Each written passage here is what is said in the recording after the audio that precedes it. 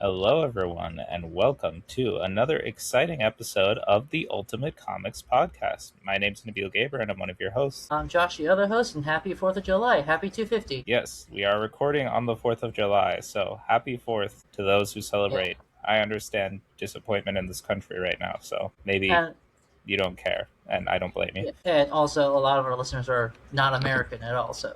Yeah, so you probably wouldn't care then either. Yeah. But this is the podcast where normally we talk about Ultimate Marvel, an imprint of Marvel that began in the 2000s to modernize and reimagine Marvel and its characters for the 21st century. But that's not important right now because we're actually taking the time in this episode to talk about a DC property. Specifically, we are going to review the Supergirl movie today that just came out fairly recently. I finally got to see it like a week after it came out, so now we're finally getting to it. It's been a busy week for me, so I saw it like the day after it came out in Brooklyn, of all places. Why in Brooklyn of all places? You make it sound like it's somehow connected to Supergirl. I mean, I don't know. I always feel like I make fun of Brooklyn on every other thing, and I'm always in Brooklyn to do something. Yeah, so maybe you secretly love Brooklyn, is what I'm hearing. Brooklyn is my favorite borough. I just also love crapping on Brooklyn. Yeah, you do it out of love for Brooklyn. I do it out of conflicted feelings for Brooklyn. You have a love-hate relationship with Brooklyn. I have a love-hate relationship with Brooklyn. Look, I'm in Brooklyn all the time just because, at this point, there's a cafe that knows my order. Wow, okay, so you're really just in, a toxic relationship with Brooklyn. I know, I'm in a toxic relationship with Brooklyn. I go to a lot of indie plays there. I went to an indie movie there. I kind of feel like I wasted it a bit because I also watched Supergirl at this indie movie. I'm like, hey, indie theater, do you have Supergirl? I know I usually watch, these obscure films for smart people, but no, I want to watch Supergirl. You're like, today I'm going to be a basic bitch. I want to watch Supergirl, the blockbuster comic book movie that DC just released this summer. Yeah, also, I found out, look, so we're probably going to talk about the Supergirl was weirdly politically charged. Not the movie, just the air around it for some reason. Yeah, because it's a female-led superhero movie. Unfortunately, there's already going to be hate against it by default by certain crowds. And doesn't that just suck? Yeah. Isn't that just stupid as hell? But here we are. Because for some reason, if it stars a woman, some people are already going to have problems with it.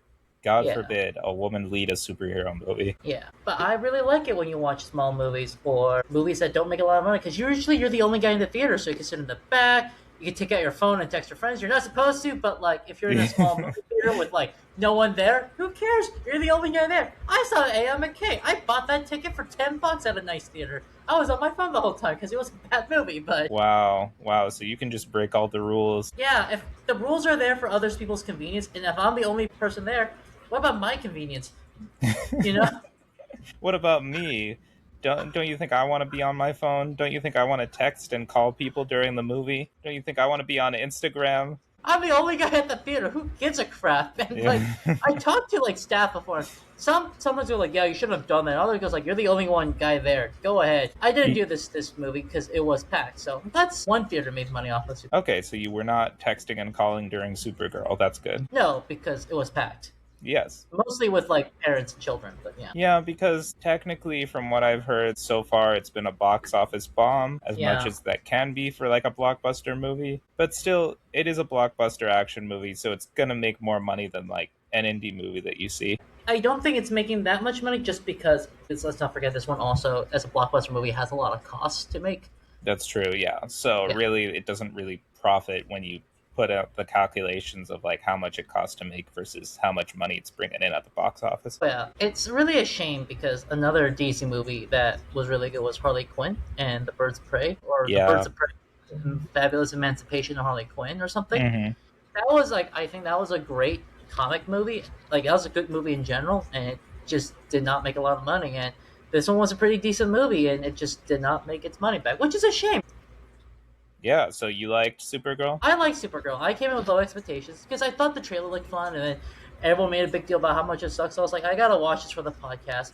I came in, I was like, no, this is a fine movie. There's nothing wrong with this movie. Well, spoilers ahead, by the way, just to get that out of the way and mention we will be going into full spoiler territory as we talk about this movie. But I am glad to hear that you enjoyed it. I am kind of with you there, Josh. I think I was disappointed at first when I heard some of the reviews and the reactions because I had a lot of high expectations for this movie because obviously it's based off of Supergirl Woman of Tomorrow, the 8-issue miniseries by Tom King and Bilky Evely. which is sold in Brooklyn now. All the bookstores in Brooklyn are selling it for this movie. I mean, all the bookstores everywhere are selling it, especially because of the movie now. But it's a very critically acclaimed comic. I think when it came out in 2021, it was like praised even by non-comic readers as one of the best books of the year. It's really well done. I personally love it. It's one of my favorite comics ever. And so you can tell from the marketing of it, from the trailers, from all interviews and everything, this is based off of that comic specifically. I think it's not strictly based off it. Originally, this movie was going to be called Supergirl Woman of Tomorrow, but now it's just called Supergirl, so it's more of a loose adaptation than Yeah. anything.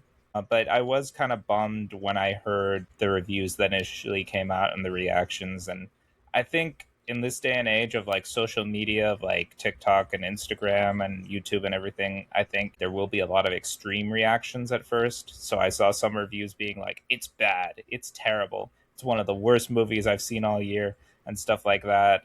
And you never know what to think because everyone's going to have an opinion. Everyone's going Yeah. to say something different. You'll read the comments for something like that and they'll be like, I don't know what you're talking about. I had a good time. Or like, I thought it was a fun movie. So some things you just got to see for yourself.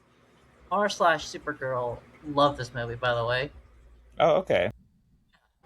I would also say, like, I do wish it was named Women of Tomorrow, just because, like, we always believe in promoting, good comic book writers because they are not as well paid as they should be, considering how much money their movies make. But That's fair. I also think Tom King does have just generally a lot of controversy around him as a writer oh, and as a person. I mean, oh, I didn't know this. well, there's a lot of stuff. First of all, his writing can be very hit or miss just on its own, so it really depends on what you're reading. I love Woman of Tomorrow, but there's other works like, you read Tom King's Batman run and you're like, wow, that was a pretty controversial run. Was Tom King the guy who was in the CIA? Yes, and personally, on that level, he was in the CIA, during the Bush era on the Iraq and Afghanistan wars. So, We don't know what he did in the CIA. For all we know, he was tracking down drug criminals or running numbers for yeah, I mean, sustainability. we can't really know legally exactly what he did when he was in the CIA, but there is some controversy about it, and I have heard that he will like talk about it in interviews and things like that a little bit, and I think for that he's a very polarizing figure in that way. So that's just a disclaimer to get that out of the way. Tom King is a pretty controversial and polarizing figure himself. The book itself, though, Woman of Tomorrow, I think is gorgeous from an artwork perspective and from a writing perspective. I do think this is one of Tom King's best works, Yeah, but I also I, am kind of glad they didn't call it Woman of Tomorrow because, again, I thought this movie was fine. It was okay. I didn't think it was bad. I didn't think it was that good either. And I think a lot of it is because I think it was more of a loose adaptation of the book than anything else. I think there's a lot that was left to the wayside and left out of the movie. And I would have loved if they actually had dived into it a little bit more, but it felt a little too surface level for me, if I'm being honest. I like Tom King. It's me too. As a What? series. Yeah. Tom King's Batman got you into Batman? I was in high school, I think. I'm trying to remember. I But remember yeah. that came out when we were like in college. Then maybe I was in college. I'll be honest. The comics I read in late high school and college kind of blend together in my mind, with a few Okay. exceptions. No, but I remember my friend telling me, "Yeah, he was in the CIA." I was like, "I don't believe this." And then, yeah, he was in the CIA, which is interesting. But I was gonna say, look, all comic book movies are loose adaptations. Though this one didn't need to be a loose adaptation, because so after this movie, I read a good chunk of Women of Tomorrow in Brooklyn. I was gonna say most comic book movies are not. They're not like novels that become movies. It's really hard to do a complete 100% adaptation. This one you could have, just because there was just so less references to other superhero stuff. I feel. I mean, the thing is, for me, I had this conversation I went with my fiance and we talked about it afterwards. And she liked the movie. Yeah. So two versus one. Yeah, two against one. You got a majority against me. So, Yeah, all just right. like the T Swizzle wedding. I no, because you turned against the T Swizzle wedding, but that's That's beside the because it point. inconvenienced me, by the way. Yes, and it inconvenienced all of Manhattan. Anyways, Brianna, my fiance, she really liked the movie Supergirl. And that says something because we both did read Woman of Tomorrow, the comic. And I think the thing is, she was saying, well, you really love the Superman movie, and that wasn't 100% accurate exactly. But I'm still like, all right. But the thing is, Superman, on the other hand, was not based on a specific comic. I mean, you can see there's references to other comics, and you can take inspiration from other comics. I saw a lot of All Star Superman, for instance, in the Superman movie, or you can see like a Superman for all seasons in that movie. With the Supergirl movie, it felt different for me because you can tell it was very much an adaptation of this specific comic, Supergirl Woman of Tomorrow. And I feel like when you adapt a specific story like that, I would hope and expect that you actually take that seriously and you actually take the time to at least capture the heart of the story and capture what makes it such a great comic and a great story in general. And for me, I don't think they really hit the mark there. I think they did miss the mark on what I love, and I think what a lot of people love about Supergirl Woman of Tomorrow. I think the movie misses that. And I think that's unfortunate because I would probably forgive it a little more if this was just a Supergirl movie that took inspiration from a few things, including Woman of Tomorrow. But this is clearly something that was trying to adapt Woman of Tomorrow, and I don't really think it succeeds in that sense.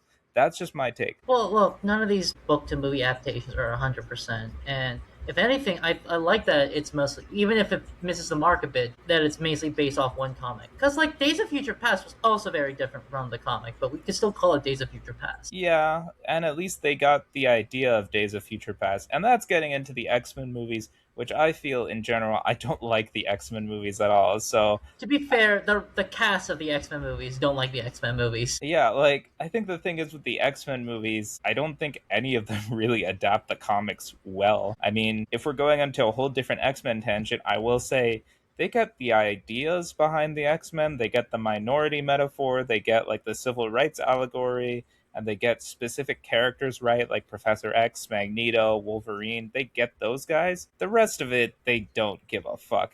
So, like Days of Future Past, I think the idea is there, but also it is an entirely different story, I feel, than the original comic. Like, so much is different and so much has changed. And I can distance myself from that more because I'm like, this clearly isn't the same thing. Like, this isn't. And I feel like with this one, with Supergirl, it's like, no, they had all the elements there, but I feel so much of it was just tossed to the side. Like, they had all the characters from the book, almost all of them, really. They had all the main characters. They got Supergirl, they got Crypto, they got Ruthie, they got the villain Krem, and there are some changes, and we'll get into that. And I was not a fan of some of the changes, and I'll get into why I wasn't a fan of those because some changes help, and some changes are just totally unnecessary and are like, what was the point of this? Yeah. But I feel like this could have done such a better job of adapting this comic, and I feel it was a missed opportunity in my opinion. But I feel like if I didn't even read the comic, I think it was okay. I think it was a fun time. I would have a good time in the theater watching it. I don't know if I would like go back and see it again or say like this is one of my favorite movies, but I'd be like this is a fun Yeah. blockbuster comic book movie. I was also gonna say it was very reminiscent of James Gunn. That was very much a space opera. And I know it's coming back with Guardians and a few other stuff. The space opera is kind of like a lost genre, just because Star Wars was so big and it absorbed so much. And it's good with superhero movies that they're big enough on their own that it allows space operas to find a way to non-Star Wars space operas to break in again, which I always like. See, and I take issue with that too, because I didn't even feel like this was a space opera. They literally were on a space bus. That doesn't automatically make it a space opera. And they ate like bug poop, alien space bug poop popcorn. That's space opera. That's your definition of space operas, those two Yes. things. They're on a space Well, like, bus, and there's alien space poop popcorn. well, there's also drinking and there's trench coats. Oh my gosh. At least they kept that in. Yeah, the this Fox News really took a big weird stand against this movie because the main actress Millie Alcock said Supergirl might be bisexual or queer. So Fox News went on a rant against this movie about how you can't trust bisexual women, and I'm like, that's your take from this movie? Yeah, I'm like, Fox News once again being like 1,000,000% out of touch with reality. Just like you're focusing on all the wrong things. Like, what are you even talking about, guys? Incoherent drivel from Fox News once again. The newspapers always have like a culture critic that's like sometimes hit or miss. It's usually pretty good, like whether you agree with it or not. And I'm like, and then there's like Fox News would occasionally dip their toes in and go on like insane rants, and I'm like, hey, you leave superheroes out of it. You guys don't know what you're talking about half the time. Yeah, they really don't. I mean, Yeah, so much of the time when you have Fox News talking about things, it's really things that they take issue with on a personal or political level. And they're yeah, also taking the comic or whatever comic book property it is way out of context because you can tell they just didn't watch or read whatever it was. Like, I think there was like one comic where I think like Zatanna pulls a prank on the Joker and uses a spell to get him pregnant. And then I think Fox News was like, oh, DC made the Joker trans and the Joker's pregnant now. And I'm like, you didn't even read the fucking comic. It's like such an inconsequential, like, what are you even talking about? yeah. It's so stupid. The dialogue around this one was a bit. It's like we are living in the cursed timeline, just because like they're like Millie Alcock's ugly, and I'm like, wait, that's the big take, really?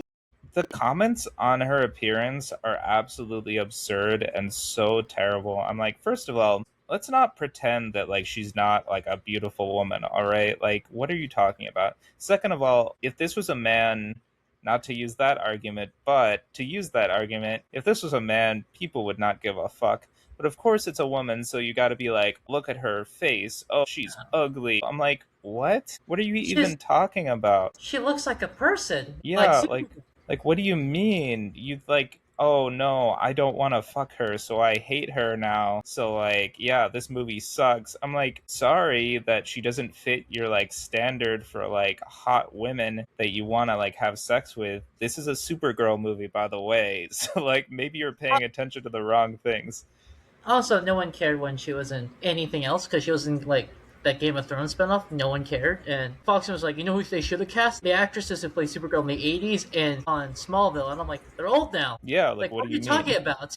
It's Yeah, just like people who are doing revisionist history on things too, because there's also people online who are like, oh, I miss Melissa Benoist who played Supergirl on like this CW like Supergirl show. And I'm like, you know, back in the day, you guys were all like mean as hell to her. You were like cyberbullying her. And now you're like, oh, we love her because we hate this new Supergirl actress. I'm like, what is your problem? Like, this yeah, misogyny is just insane. yeah. So let's not even give credence or any kind of like dignity to any of those criticisms because they're dumb as hell. That's Yeah. stupid. I think one of the things that I loved about this movie is that Millie Alcock, I think, is perfect in this role. I Oh thought yeah. ever since I saw her like in the last few minutes of Superman last year in that movie, I thought she was great. And that's what got me really excited for this movie is like she did seem straight out of Woman of Tomorrow. It felt like Kara Zor-El from that comic, and I think she did a great job portraying this character. I think her performance is great, and I'm really excited to see more of her, Oh especially yeah. next year when Man of Tomorrow comes out and she's going to be in that movie. So I Yeah. thought she was perfect for this role. I think everyone agrees. She was great as Supergirl, as Cora Zor-El.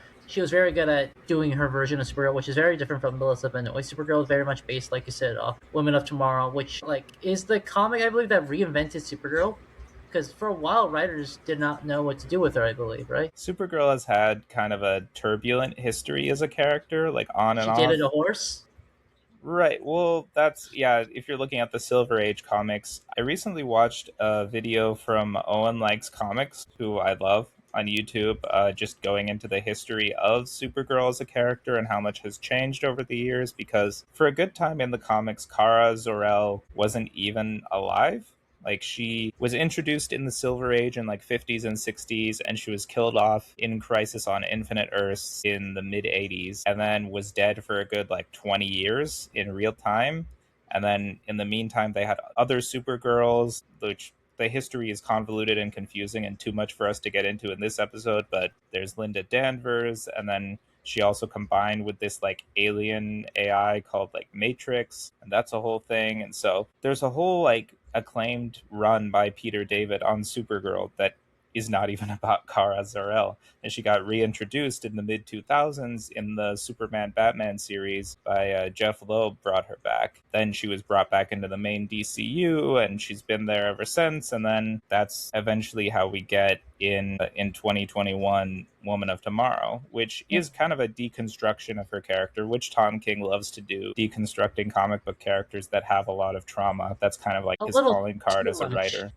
Yeah, it's like it's his trope with Tom King. Every character has some kind of trauma that he writes, and he always like unpacks that. So that's like Mr. Miracle, that's The Vision, that's Strange Adventures featuring Adam Strange, that's even his Batman run, of course. That's like pretty much anything Tom King touches, it's about someone who's had some kind of trauma, and that works to varying degrees of success. I A little too on the nose, Tom King. Yeah, as a guy who did work for the CIA and clearly has a good share of trauma himself.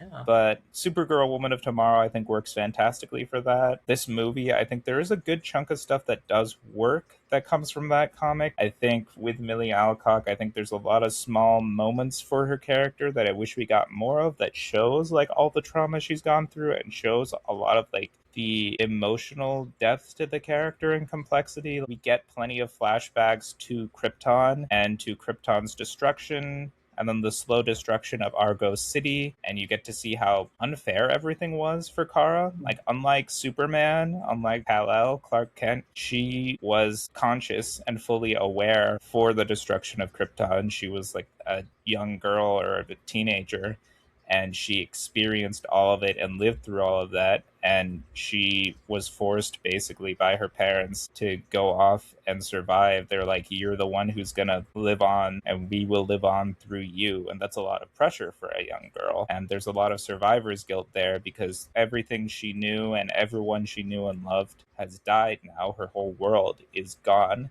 and I think they show that pretty well in this movie. And I think there's a lot of small moments like that where you show like the pain and anguish and trauma for this character. Like, there's a moment in the movie where she sees the destruction of this small town on this other planet after this big battle, and she sees it, and you can tell that she is very triggered by this, and it reminds her a lot of Krypton's destruction. And that scene where she flies off into space and you see her like silently screaming and crying. And I think Yeah. that's a very beautiful moment. And I like moments like that. And I wish we got a little bit more of that. I feel like they don't fully explore this character as much as I would have liked to. But I think those moments when they do, those are really cool. I was gonna say, this is like a weird note. I really liked some of the changes they made in this movie from Kara Zor-El as a comic character, where we actually see, like you said, she lives through the destruction of Krypton. In this case, her dad, while Krypton was getting destroyed, saves the city they're on, and eventually, and Kara is born after. So in this, I believe usually she's older than Superman, technically. In this Yeah. case, she's younger than Superman. And of course, there's also this great scene where everyone's making fun of like Superman's parents sending him to Earth to be a conqueror, or they see the Kal-El spaceship go to Earth, and they're like, and his wife goes like, oh, "That's the kid that your brother wants to conquer Earth, right?" Yeah. And just making fun of that. And I think that's very funny because that was controversial when that plot twist came out last year in Superman, and now Yeah. nobody cares. Even though this literally confirms, like, oh yeah, he was originally sent to conquer Earth in this Yep. version. And there's a scene, and it's a sad thing where like they basically save the city from the destruction of Krypton, and there's people who are trying to get into the city who just missed the force field, and they're like slamming on the force field as the rest of the planet does. Yeah. And like they say, the hardest choices require the hardest of wills. Uh huh. Okay, Yeah. Thanos. Yeah. Well, in this case, he just pushed a button, but Yeah. it does mean. And of course, the thing with having one city is that, like, eventually you run out of stuff. In this case, you see, like, slowly the city starts dying off because, the rest of the planet's dead. There's kryptonite Yes. underneath the city that's slowly giving everyone radiation poisoning, very slowly. So everyone's just slowly dying of cancer, basically. Yeah. And Yeah. I think it's really well done how they show that, and that's straight out of Woman of Tomorrow. That shows, like she says, Krypton did not die in a day. The gods were not that kind. It was Yeah. a slow and agonizing death for Yeah. her people, for her city, for what was left of the planet and her Yeah. family. And she was forced to experience this and then be sent away to go survive while everyone else died off. And it's kind of like a thing where, like, if you read, like, I don't know in school they always go, oh, the Roman Empire collapsed on this day. And they go, like, No, like after Rome fell, like other cities existed, they slowly died out, and they could tell Yeah. they were dying. Kind of like LA sometimes when I'm there, just running out of water. And that's why you identify with Kara. Yes. Also, I really like how, as a result of this, I don't know. I don't like the way I say that. As a result of the fact that her planet is slowly dying and everyone in her city is slowly getting the cancer, is that she does grow up in Kryptonian culture, and we see a bit of it. Which I know the comics show a lot more, but like the movies never show what Kryptonian culture's like. Yeah. Unless you watch the show Krypton, which I haven't. But Yeah, I haven't seen it either. yeah, I didn't even know it came out until it was canceled. And they're like, "Oh, it's got canceled." And I'm like, "They made another Superman show without Yeah. Superman." It's about Superman's grandfather, yeah. No one knows who that is. Who cares about Exactly. Superman's grandpa? But Brandon Lobo is really good in that show. I've been told. Yeah. I was gonna say, like, you see like Kryptonian culture. You see like, even if it's a dying culture, it's kept alive. So Kara, when she goes to Earth finally, unlike Kal-El, she carries this culture with her and this dead culture now. But Yes. she speaks Kryptonian. She like they do religious ceremonies in the city. She hangs out with other Kryptonians. Yeah, Yeah. that's true. So you get to see a lot of her connection to that world and that culture, which makes it all the more sad and tragic that it's no longer there and she doesn't have a world and she doesn't have a people, like she says. And I think that line where she's telling Ruthie about this and they connect over this about how Kara has lost everything, and Ruthie, whose entire family was killed in this, asks, when did the anger go away? And Kara says, any day now, which shows that, like, it hasn't, and she doesn't know if it ever will. And I think Yeah. that's very deep and impactful of a line that shows how much of this will sticks with her and continues to stick with her throughout her life. I can't believe Annika is not here for this episode. You know who has a great real life quote about it, ironically? Who's that? Well, it's not their quote. They quoted this guy. BTS did a quote about. By the way, Annika, for those who don't know, is our occasional guest for the Ultimate Avengers episode, and she Yes, loves BTS. she loves But K-pop. Yep. BTS did a speech where they quoted a very famous Korean writer and politician who fled Korea when it was getting annexed by Japan, and he gave a speech when he returned saying, like, I don't want to ever conquer another country because I know what it's like to lose your country and your culture, and that pain is so bad. I don't want to feel it ever again for another person. And I kind of feel Kara's like that, where she goes like, I know what it's like to lose everything. And Yeah. like, good thing to lose your family. Like, it's this is dark, but like we all will lose our parents and grandparents and cousins one day if we, live long enough. Yeah, it's dark, but like it's another thing to lose like the language you spoke growing up is gone, the culture, the religion, like even the architecture. Like there's no physical things left except weirdly kryptonite, which is just cancer. It's a Yeah. cancer rock. Yeah. Unfortunate that that's the last thing left over from Krypton. Yeah, and of course, Kara, at the end, she does accept, no, Kal-El is my family, Earth is my new home, and Krypton lives on through me and through my cousin, so I should go back to Earth. But Kal-El also is just like this, so different. Like she says, like he wears his underwear outside his clothes. Yeah. As the S, and she's like, he's Yeah. wearing all the clothes wrong. He doesn't scream Kryptonian. It kind of reminds me sometimes when I'm Korean American, and I meet people like Asian and Korean Americans in America who just are often Korean Canadians who just aren't connected at all to like Yeah. the old culture. They don't speak the language. They don't know the religion. They don't know any customs. And I go like, it's like, are you allowed to call yourself Korean? The answer is yes. I just always go like, it's always in the back of my mind this weird amount of bias. Yeah, I feel like I'm on the other end of that where like I'm Egyptian American and then like I will like visit family members who like live in Egypt and like speak way more Arabic than I do and are probably way more Egyptian than I am because I feel like I'm obviously Egyptian, but I feel like I'm mainly like an American boy, like it culturally. I just latch on to so many American pieces of culture, and just the way I speak and the way I act is very American. And I think that's very similar to that scene where Kara lands on Earth, and I like how they show that flashback to her arriving on Earth and meeting Clark, who we see more as Clark than Kal-El because he is more human than he is Kryptonian, at least culturally, because he grew up on Earth. He was born on Krypton, but he doesn't have any memories of it at all. Yeah, he grew up on a cow farm. Yeah, he was raised on a farm in Kansas. He was raised as a human. He is Kryptonian, but at the same time, and that's kind of where I identify with Clark, with Superman. It's like, yeah, he's more human than he is Kryptonian, I feel like, in a lot of ways. And so I think it's interesting seeing Kara arrive on Earth and then kind of be uneasy on this planet and feel like she doesn't belong there. And she even has that disconnect when she first meets Superman because they don't speak the same language. She doesn't really like understand the culture or this planet, and she has a hard time fitting in. And I think that kind of explains why she goes off into space to go to these other planets and try and like find where she does belong, because she doesn't feel that sense on Earth. Yeah, and I just wish in this movie we got like a real good explanation or reason as to what she learned or why she decided in the end, I'm just going to go back to Earth and be with my cousin. Well, because it's this idea that she accepts that Krypton lives through her, but she doesn't have to be alone in this. She can go to Earth where Krypton is living. She can go to Earth where her family is. She's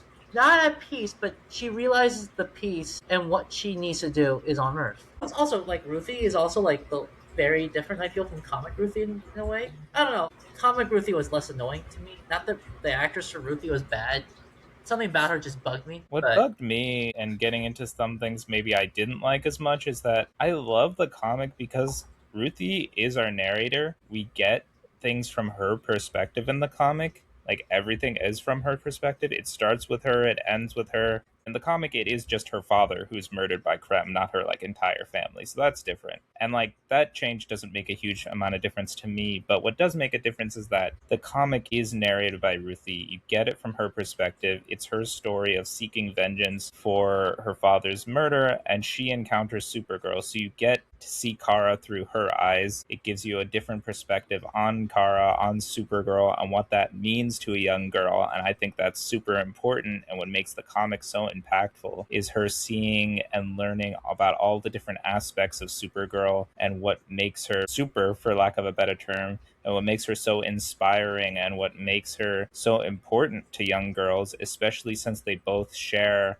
a trauma. What I love about the comic is Ruthie is seeking vengeance for her father's murder, and she also sees that Kara's been traumatized, but Kara can't even seek vengeance on anyone because her entire planet is gone, and there's no one to blame, and there's no one to gain retribution or justice from. And so that's the connection there, and I feel like we don't get to explore that connection quite as much in the movie. And I think also you learn more about Ruthie from the comic because you get things from her perspective and you get that narration. And I think that's kind of lost when you adapt it into the movie, which kind of sucks. And I feel like for me takes away from the character. I think it's because I believe that my guess is that producers were like, well, it'll be a little weird to have everything from the perspective of an alien girl, and we want someone more grounded on Earth, which is kind of Supergirl, but ruins the point of the character. And also, like, Yeah. Ruthie was just annoying.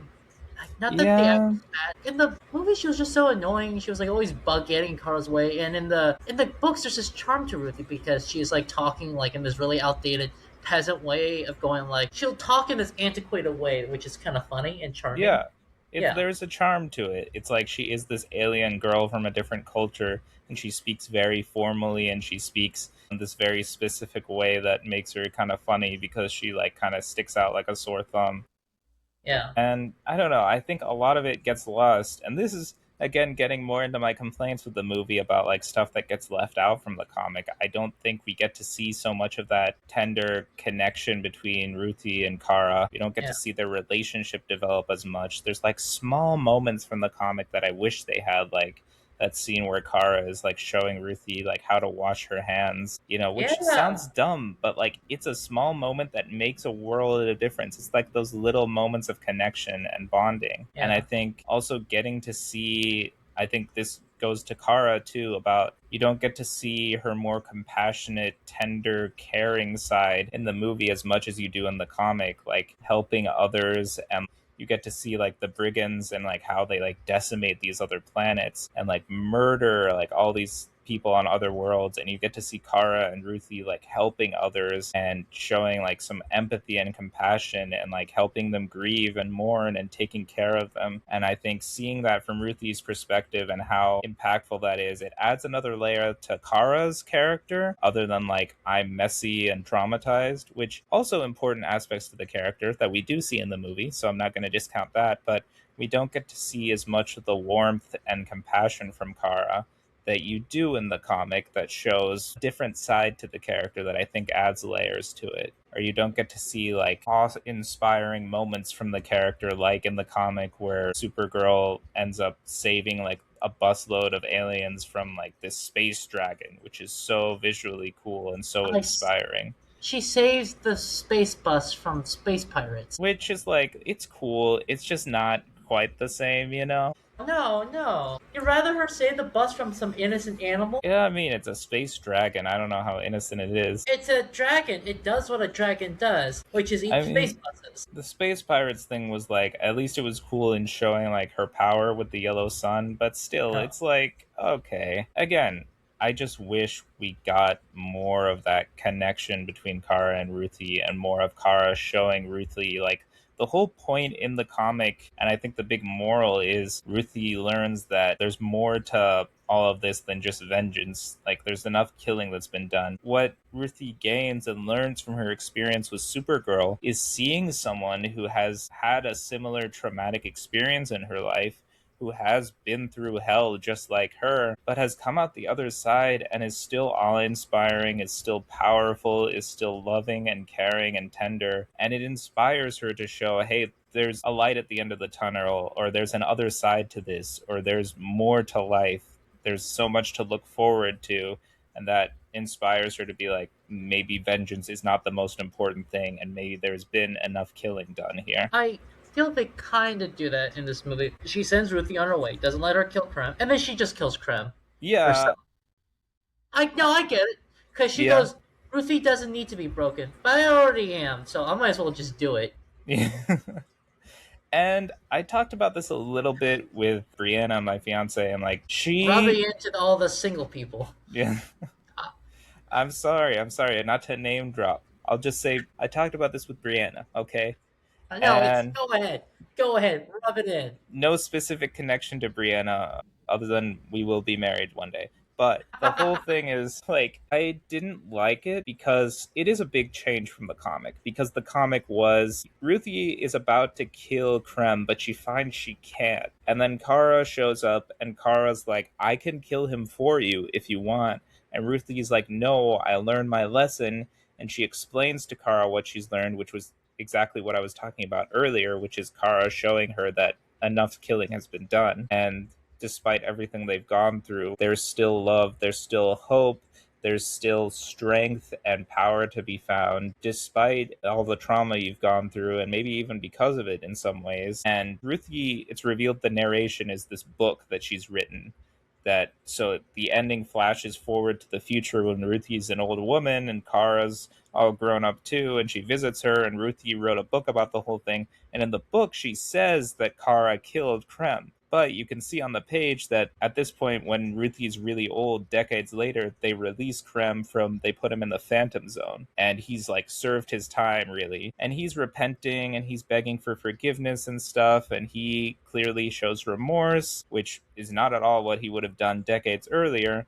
And then Ruthie kind of just hits him over the head with a stick, and they just walk away because they're like, I don't give a fuck about you anymore. Like, I've moved on. There's so much more to my life than you or whatever you did. Like, I don't care about you anymore, which I think is really cool. Yeah. And I like that. But Brianna also told me like she kind of liked the moment where Kara turned around and went ahead and killed Krem, because Kara then was kind of doing this not out of vengeance, but because she knew, all right, you're a monster. You've killed so many. You're going to kill again. And I'm going to do this for Ruthie and for families that would have been killed in the future, and I'm gonna do this because it's kind of like her being like the sin eater. It's her going like, I'm going to do this for her, and even though like obviously I told her not to do it, but I'm gonna spare her from having to do this, and I'm gonna take it upon myself. I also saw it as she's not just sparing Ruthie. Her big thing is, I don't want Ruthie's soul to be corrupted by murdering you. But I'm already corrupted, and I actually will just get like a release from killing you. And that also shows how different she is from Superman, who wouldn't have done this. Yeah.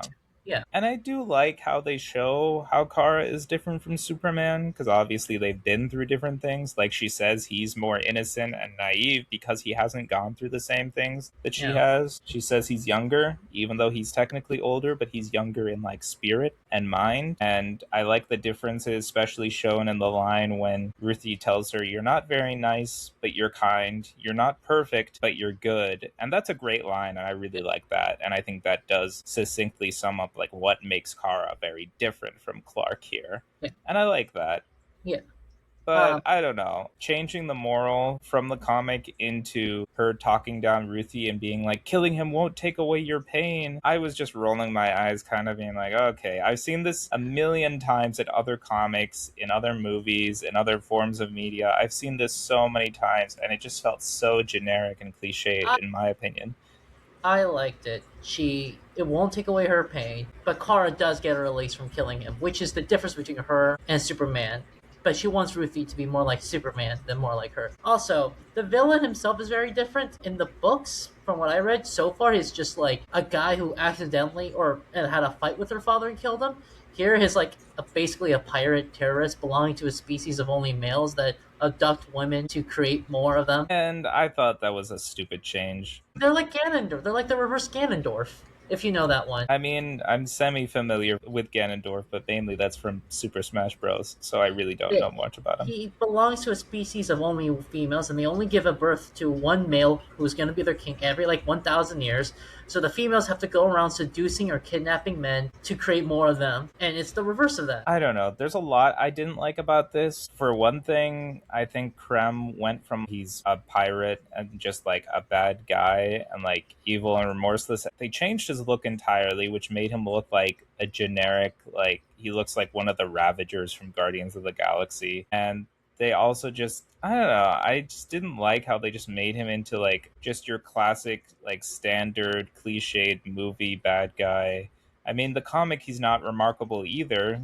But I think there's something to be said about how unremarkable he is in the comic, because in the comic, he's just like a guy, like a space pirate. Here, they have to make him all big and buff and like Bane like. And I'm like, okay, whatever. And then also, on top of that, adding in like the whole idea of the brides in this movie, which was not at all in the comic, I just felt like if you're gonna add in something like that, why don't we explore that or expand upon that at all? It felt like it was kind of tacked on. I'm like, this is Like human trafficking. sex, Yeah, this is sex trafficking, and we're not gonna talk about it. they kind of throw it in, and they don't really go too much into it.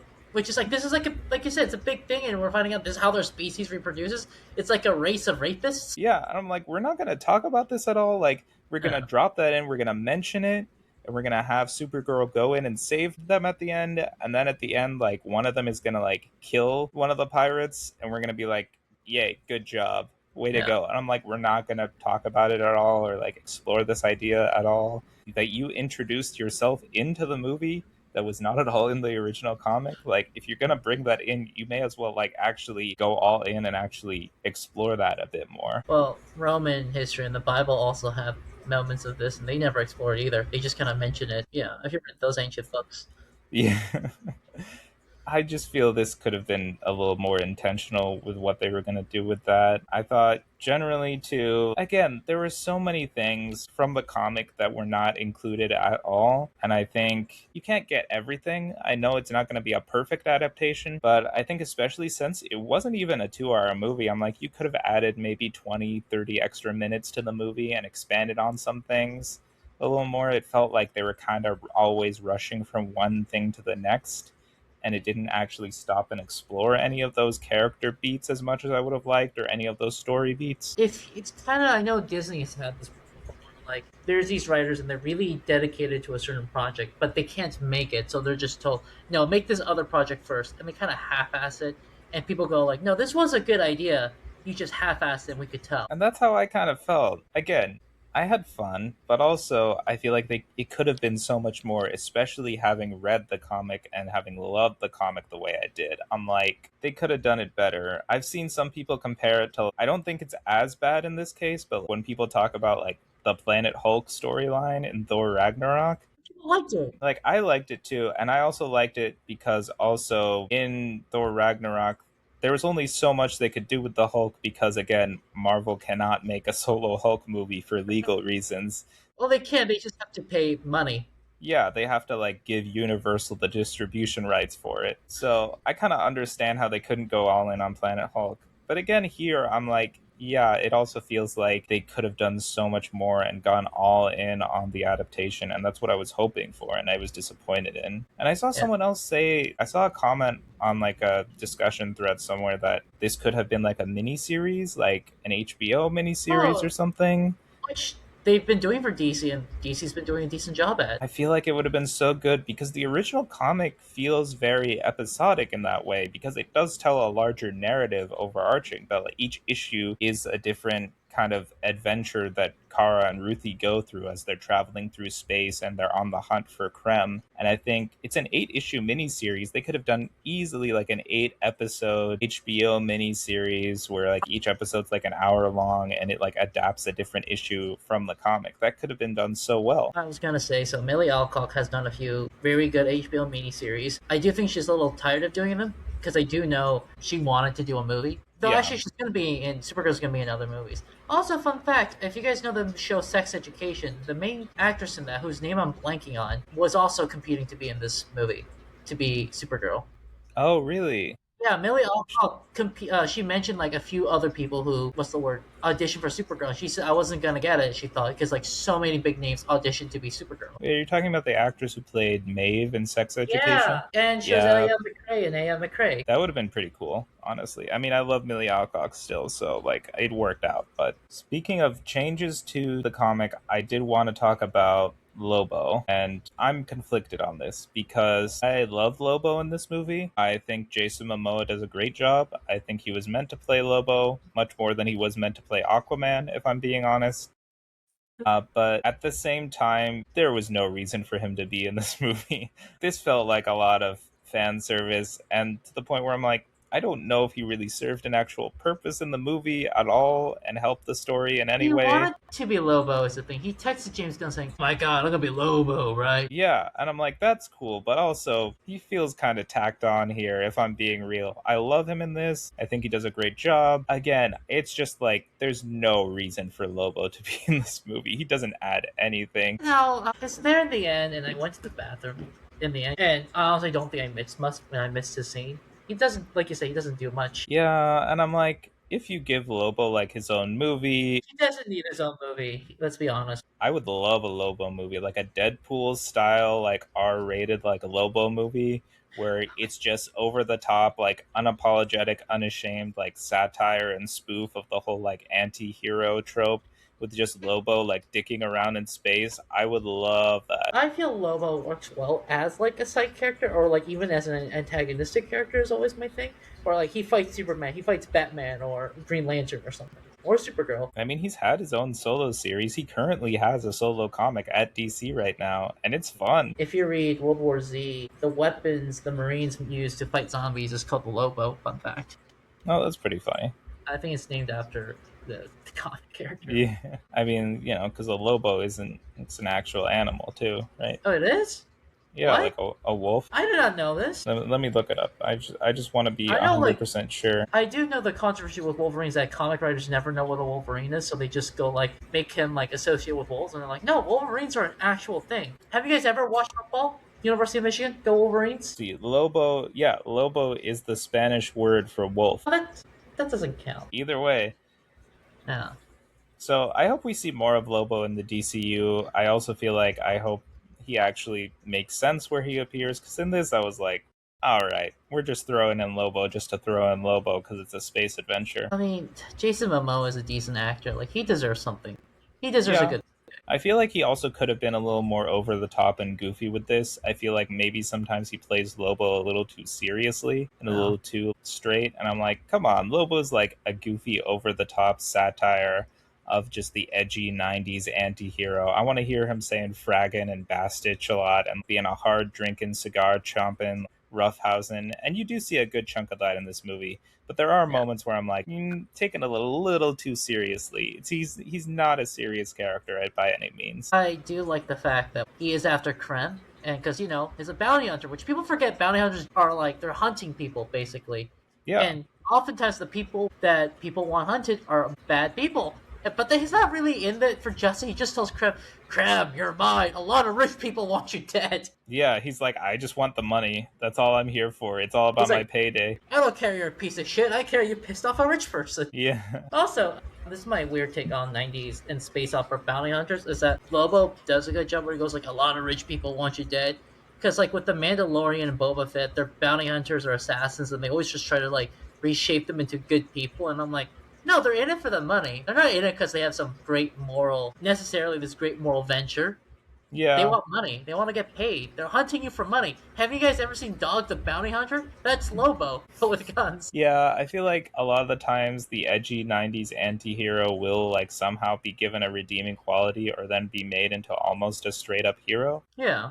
Which I'm okay with it. Yeah, but sometimes Like, I like just an unapologetic like, oh, I'm a mercenary or I'm a bounty hunter and I'm really just in it for the money. I'm not yeah. here to be a good person or out for justice. It's like, yeah. It's like, it's just my job, man. Yeah. Maybe I'll be out for justice in my personal life, but in my professional life, I'm hunting people. Yeah, It's I in got the a name. job to do and I need money, you know? It reminds me of the Arkham game where, like, if you're Batman, you sneak up on some guys and they go, like, hey, Batman, no hard feelings. It's my job, and you're just doing your hobby. Yeah, like sorry, Deadshot or Deathstroke is like, hey man, I was paid a lot of money to do this. I respect you, but I gotta pay the rent, you know? Yeah. Space rent. Yeah, I bet the rent in space is atrocious. Isn't it? Yeah, which is a shame because space is infinite, so you expect it. I know it actually now has an official size, but yeah. Also, why do we even measure space? Like, what do you gain from measuring space? They literally said increases every second. That's the point. That is a question for Neil deGrasse Tyson. Yeah, Neil deGrasse Tyson, you're a comics fan. Why do we measure space? What do we possibly gain from knowing the size of space when it's outdated the instant you're done measuring? And come on the pod and answer that question for us. We dare you. Neil deGrasse Yeah, Tyson, you coward. You won't come on yeah. the Ultimate Comics podcast. Talk to us about space. He was on a DC comic, fun fact. Well, we can talk about that too, Dr. Yeah, deGrasse Tyson. uh-huh. Anyways, the last couple of things I want to talk about in this movie are I was not a fan of the soundtrack. In my opinion, this soundtrack sucked. Actually, I'm in complete agreement. The soundtrack's not the best. It was so rough. Like, and every time they started a fight scene, then a quirky punk rock song had to come on, and I was rolling my eyes. I was like, oh my god, what is happening? It was like every time someone threw a punch, I was like, Jesus, we have to do this every time. You mean Space Jesus? Yeah. Space Jesus, save me. Yeah. I love the costuming though. I love the trench coat. I loved all the costuming on all the like space peasants and the pirates. Oh, actually, I didn't like the pirate costumes that much, but like the different aliens, it was Yeah, wonderful. that was good. I was also a little disappointed that they didn't have Kara put on the Supergirl outfit until the end, although I understand like the purpose for the story, why she was so hesitant to put it on until the very end, so it gave it a symbolic weight for the final fight where she's putting it on to be a hero and save Ruthie. The thing I don't get is that in the Superman movie and in the Peacemaker show, she does have it on. So I'm like, why were you okay wearing it then, but just not now? Because before she just wanted to get shit-faced and party in space. Wearing the Supergirl costume? No, like before, like when she wasn't wearing it. Yeah, but then when she is back on Earth in the Superman movie, to Krypto, which is before this movie, because she had to pick up Krypto, she had to put on, she was wearing the suit, and she was also wearing Yeah, the suit at the end of Peacemaker, season 1, technically. it's The pretty direct comic. inconsistent, yeah. Yeah. Also, I didn't like Krypto in this movie. You didn't like Crypto? Well, he was like Uh, out of commission for most of it, so I mean, I like Krypto, the dog. I love dogs. Dogs are the best. They're better yeah. than cats. Like, I disagree with that, and I think my I, cat disagrees too. for the listeners, I don't know if this will be in, or if you heard, the instant I say dogs are better than cats, a cat in Nabeel's room just meowed at me. That's Chachki, and she takes great offense to what you said. Dogs are better than cats. I disagree. Like, look, if you come home, the dog's gonna notice. The dog wants to do stuff with you. You know, dogs serve in the military. Dogs serve in the police force. Dogs serve in, like, hospitals. Do cats have a job? Dogs help with farming. Cats are easier. Dogs farm. Dogs fight in wars. Dogs fight gang members. Yeah, Just saying. well, Just cats are deities that the ancient Egyptians worshipped, so the Jurchens worship dogs. Fun fact. yeah, well, I just gotta go with my people on this one. I think they were Yeah. onto something. Fun fact. I rooted for Egypt in the World Cup. Just saying. Yeah, once you realized that Australia was gonna lose the game, you like Oh took yeah. off your Australia jersey and threw on your Egypt jersey, and you were like, I'm with you guys. Also, I love the Egyptian team in the World Cup. They were the fans were wearing like the pharaoh hats. When Egypt scored a goal, a lot of them like bowed on the ground and prayed. Hey man, my culture is not your prom dress. But I was just gonna say, what were we talking about? You were talking about how you didn't like crypto in this movie. Yeah, I didn't like the CGI for crypto. It's like we know what a dog looks like. Like I'm not gonna blame people if they feel they were rushed or like it's this is any job is hard, but the CGI for crypto could have been better. It looked a little too chunky, a little too CGI for like something that's not made up. It's a dog. You guys did it for the Superman movie. Yeah, I'm kind of glad crypto didn't get a lot of screen time because crypto didn't look that good when he was on screen for a while. I'm like, this isn't a dog. This is an animated fur ball. Yeah. Yeah, they were like, well, he's not going to be in much of the movie, so we don't have to try too hard with his CGI. Yeah, like because crypto in like the first movie was great, Yeah, that's perfect. because he's in most of Superman. He's like always there. They better make him look good. Yeah, here he was like I saw him close up and like, what is that? Some chungulus? This is not a dog. That's me, Chonkulus the super dog. I Yeah, also think the visuals genuinely for this movie could have been so much better. The colors were just not there. It was such a dull, drab looking movie for the most part. You read the comic and like the colors are gorgeous. It's I, so bright and colorful, and in this it's like gray and brown everywhere. I disagree. I think that was a specific choice. It seems like to contrast with the Superman movie, which was very bright. This is That's a what little Brianna said too, and I think you're yeah. both wrong. I think well, look, democracy works because 2 versus 1. This is Fuck you. ridiculous. This is July 4th. This is the No Kings Day. No kings and no colors apparently either. That was colors at the end when she puts on the Supergirl suit. That's just the suit. I'm talking about like space looks so dull and lifeless in this. I wanted more vibrant colors and beauty. I was gonna ask if you've been on a bus, but when you last came to New York, you were on a bus, and you know how dark it gets in the bus and how ugly it is in there. But I was not on a space bus. There's a difference.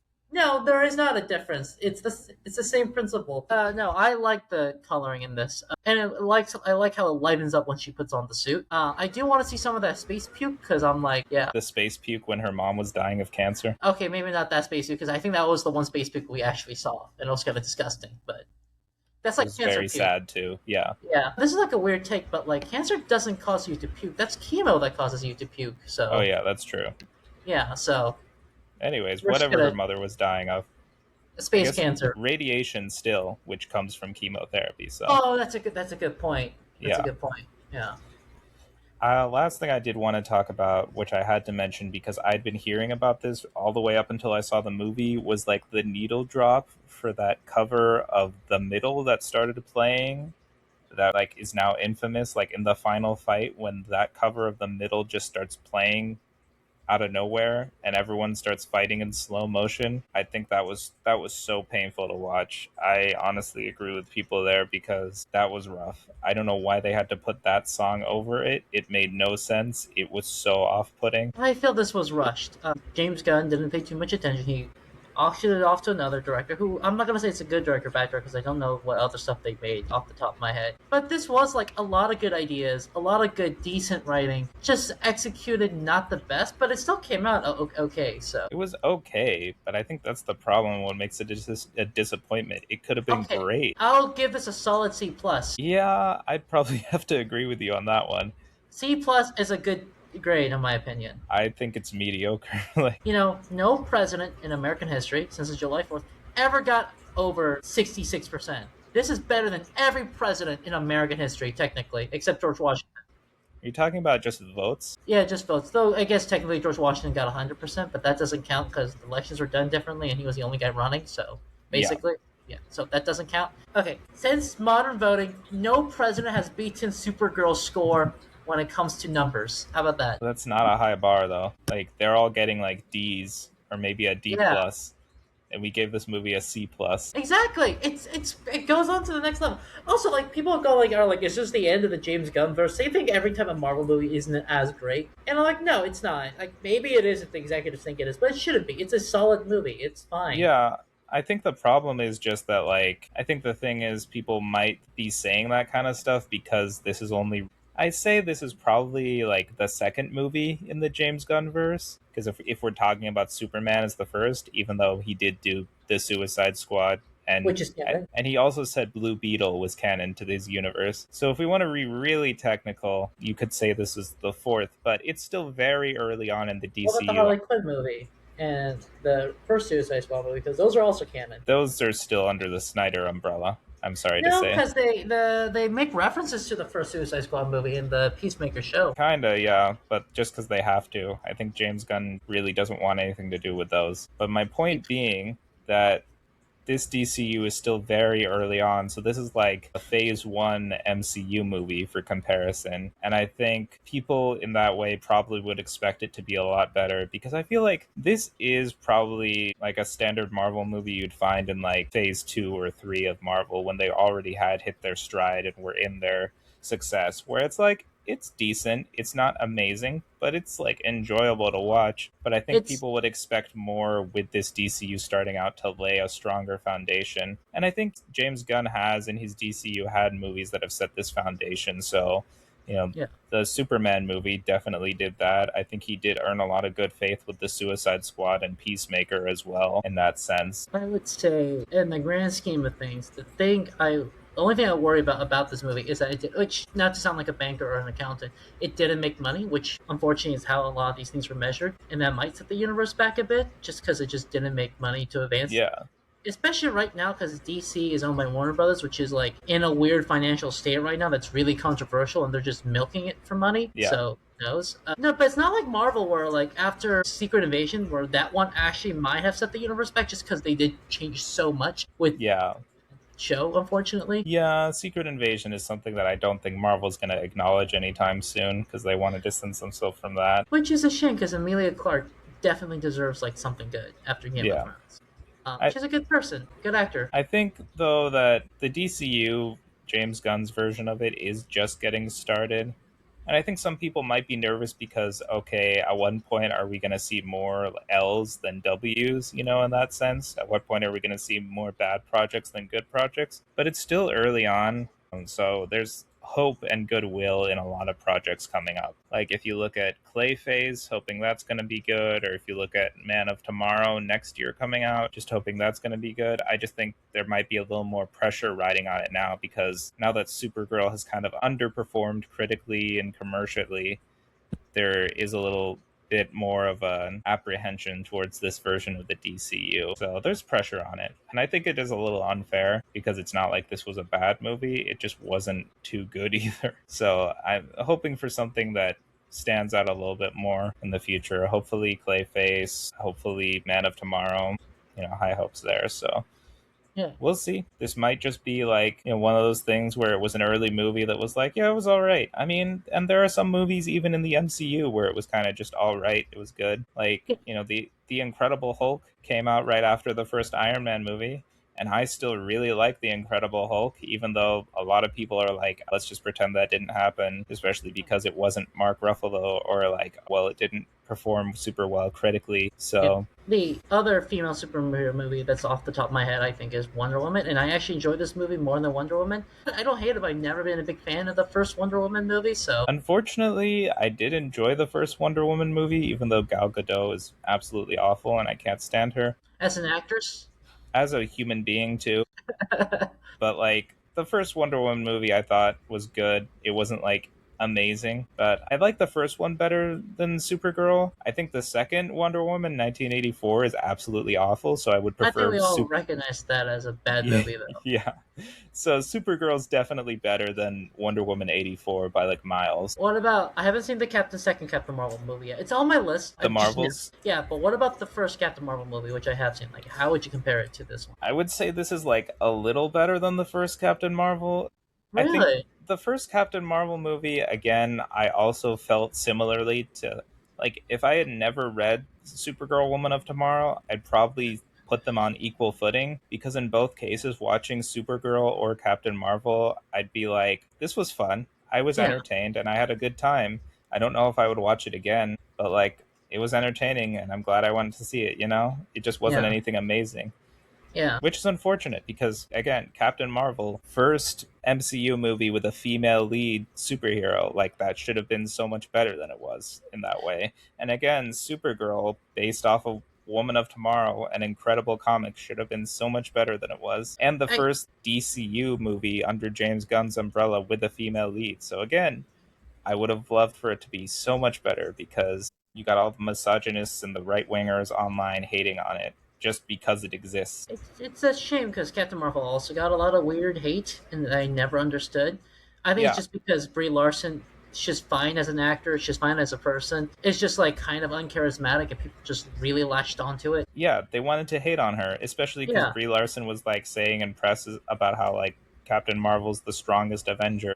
like which she has a claim to be. Like, there's a good argument for that. Yeah, I'd say there's a decent argument for it, but then of course all the people online, all the like incredible nerdy nerds and like honestly some misogynists too were kind of like, "Oh, no, what about Thor? What about the Hulk? Even like what about the Scarlet Witch? How dare you say that? Blah blah blah blah. Everyone hates Brie Larson." Blah, blah, blah. And I'm like, "You guys got to." I mean, Lizzie O in that point in the Avengers was not that powerful, so Yeah, this was before WandaVision, so yeah.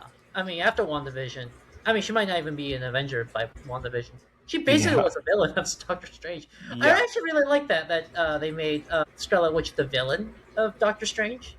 Yeah, that gets into a whole new discussion because I think Elizabeth Olsen played it very well. It did feel like it kind of came out of nowhere and was kind of a 180 from the ending of her character in WandaVision, where she felt remorse for what she did and set out to like redeem herself. And then you Yeah. start Multiverse of Madness and you're like, she's just a straight up villain now. Well, Okay. she's corrupted, but we could have done, like you said, done a little better about that corruption. Yeah. Maybe it could have, if you ended WandaVision with her not feeling remorse, it would have been okay. Yeah. Like if she was like, I'm not sorry for what I did, I'm going to get my children back no matter what. My imaginary children. Yeah, exactly. Don't say that too loud. She'll come after you for that. Yeah, made by a robot man. You know, AI takes our jobs, then they take away our hobbies, and now they're gonna be breeding, and we're just gonna be in the sidelines. I mean, it's mainly magic that created them, but yeah. Some say all life is magic. Damn. I So know. true, Josh. You're Yeah, so wise. I know. Thank you. Except lamb and goat and pig and cow and plants and trees. All So life is really just magic. human life? And dogs and some cats. Some cats. Yeah. Not all cats.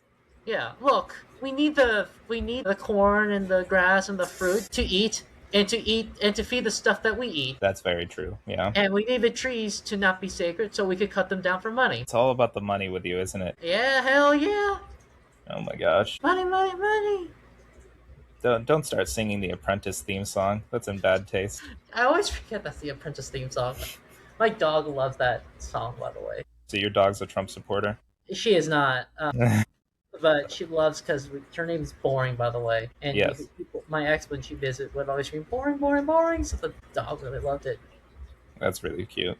Yeah, poor Boring. She's alone in the house now. I mean, she's with your parents. Yeah. All right. Any final thoughts, Josh? None come to mind. I think we said our thoughts. I came in with low expectations, to be honest, because I saw all the reviews. Some of it was like really misogynistic and from Fox News, which went on this weird rant about that was like weirdly queerphobic about a character that was possibly queer that there was no hint of in the movie, and so they Yeah. just latched onto this one interview. And so, but like the series reviews also didn't like it, so I was like, it's gonna be I'm gonna watch it. I have to. It was fine. It was fine. I liked Watch. I really liked it. It could have been better. Like, could have been a lot better. It could have been a great movie if different person retooled it a bit. But I came off having fun. I was like, I don't regret this. This was a good $13 well spent. Yeah, well, that's a pretty good deal these days for a movie ticket, so that's Yeah, fair. watch it in Brooklyn. Nice. Yeah. Yeah, it was okay. Again, I can't help but compare it to the book, and in that way, it'll never live up, so No movie will compare to the book. yeah, Except that's just always the case. yeah. I mean, with a So, few exceptions. So yeah. with a few exceptions for sure. Like, I thought Batman Under the Red Hood, the animated movie, was better than the comic. I will be fair. Some of the comics, sometimes the movie is a lot better than the books. Yeah, Because like the books are just so.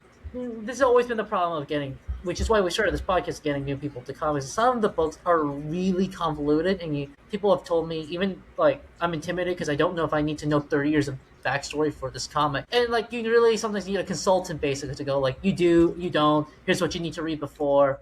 yeah.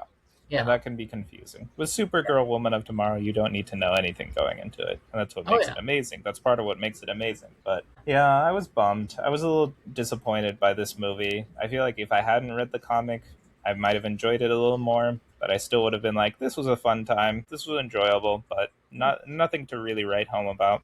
But, such is life. If this movie is remembered, it'll either be like the DCU goes big, and this will just be like Incredible Hulk, where you kind of need to acknowledge it, or Millie Alcock will get really, really big, and she's pretty decent now, and this will just be in the back of my mind as like, oh, this is her superhero phase or superhero Yeah, movie. that's true. But next time we'll be going back to Ultimate Marvel. We'll be talking about the Ultimates Annual #2. And until then, Josh, where can our listeners get in touch with us if they want to talk to us about the comics we read, comics in general, comic book content, or pretty much anything else? Ultimate Comics Podcast at gmail.com. That's comics plural, podcast singular. Ultimate Comics Podcast at gmail.com. That's right. You can also reach out to us on Instagram, TikTok, or YouTube, all at Ultimate Comics Podcast. So until then, everyone, take care and make mine Ultimate Comics. Bye bye.